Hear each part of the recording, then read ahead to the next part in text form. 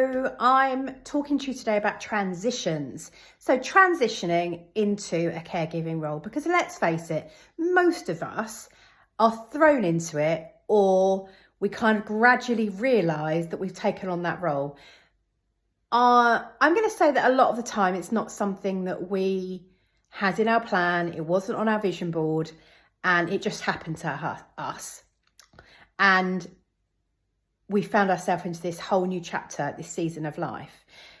The problem with that I have found in my own experience and talking to others is that we're not given enough information, or there certainly isn't enough information out there to understand what that transition means and the impact that it has on us as an individual.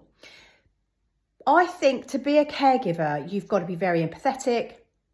It takes someone with a really loving, deep, kind soul to be able to sacrifice so much of themselves to give to someone else. And I get most of the time it's someone that we love very deeply, a partner, a parent, a child. And of course, most of the time it's almost like a given.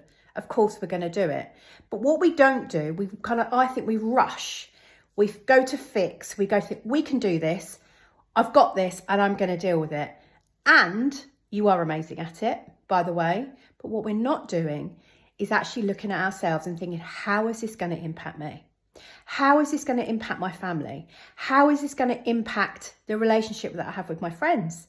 How is it going to impact the relationship I have with other members of my family, my siblings, aunties, uncles, cousins? How's that going to have an impact on my work and my colleagues?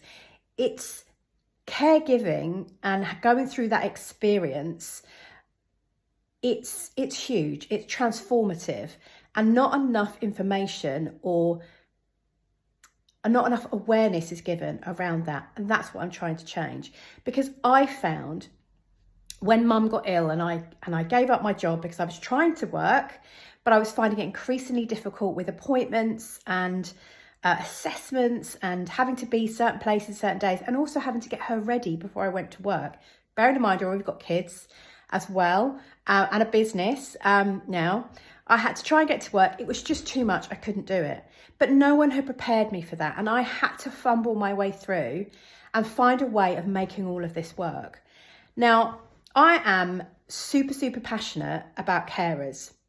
I'm really, really passionate because we are absolute heroes. We are superheroes. We are backing up the social and healthcare system in the UK. Without us, it would crumble. These people that we love and adore wouldn't be cared for adequately. But yet we are not heard, we are not valued, we are not respected. And I'm on a mission to change that. However, one step at a time. What I'm doing, I'm coming here basically because I want to say to you that I'm here to help you.